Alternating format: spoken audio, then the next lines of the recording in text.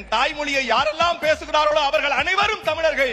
அந்த அடிப்படையில் பேசுகிறோம். தமிழ் பேசுபவர்கள் எல்லோரும் தமிழர்கள் அப்படின்னாரு அண்ணன் பிரசன்னா சொல்லும்போது, இதன்படி அவர் வந்துட்டு ஹெச் ராஜா அவர்களையும் ரங்கராஜ் பாண்டே அவர்களையும் ஐயா மோடி அவர்களையும் தான் தமிழன் ஏற்றுக்கொள்வதன் மூலமாக அவர்கள் தமிழ் பேசினாலே தமிழர்கள் அப்படின்னாக்கா அது எவ்வளவு தூரம் தமிழர்களுக்கு எதிரானதாக இருக்குங்கிற கருத்தை நான் உங்களிடத்தை முன்வைக்கிறேன். உங்கள் எல்லோரையும் ஒரே அறையில் ஒரே இடத்தில் நாற்காலி போட்டு சாதி கேட்காமல் மதம் கேட்காமல் உட்கார வைத்திருக்கிறது. அதுதான் திராவிட அரசியல். இங்க இருக்கிற எல்லாரையும் நாற்காலி போட்டு நாங்க தான் உட்கார வச்சிருக்கோம். அதுதான் திராவிடனார். அப்படியே அந்த நாற்காலியை ஊராட்சி மன்ற தலைவர்களுக்கும் கவுன்சிலருக்கும் திமுகவிலிருந்து வென்று வந்தவர்களும் கொடுத்துட்டீங்கன்னா திராவிடம் நல்லா இருக்குன்னு நாங்க சொல்லி, எந்த சாதி எந்த இனமாக இருந்தாலும் கோவிலுக்குள் உள்ளே வா என்று சொல்லுவது திராவிட அரசியல். கோயில் நுழையறதுக்கு திராவிடம் தான் இது பண்ணாரு. அப்படியே வந்துட்டு அந்த திரௌபதி அம்மன் கோயில் வந்துட்டு பூடியே கிடக்கு.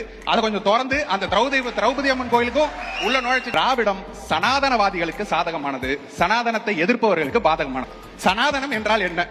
முதல்ல நாங்கள் பிறப்பால் நான் இந்த கருவறைக்குள்ள இருப்பேன், என் தோப்பனார் இருப்பார், நான் இருப்பேன், என் மகன் இருப்பான், பேராண்டி இருப்பான், நீங்க உள்ள வரக்கூடாதுன்னு சொல்றது சனாதனம். அப்போ இதை எடுத்துக்கொண்டு நான் ஆட்சியில் உட்கார்ந்து கொண்டு இருப்பேன், என் தகப்பனார் இருப்பார், நான் இருப்பேன், என் பேரன் இருப்பான், என் புள்ள இருப்பான்னு சொல்றது. ஆட்சியில பகிர்வு கேட்டால் நீங்கள் பிஜேபியின் பி டீம் அப்படின்னு சொல்லி ஒதுக்குறது இருக்கு இல்லையா, அது வந்துட்டு சனாதனத்தின்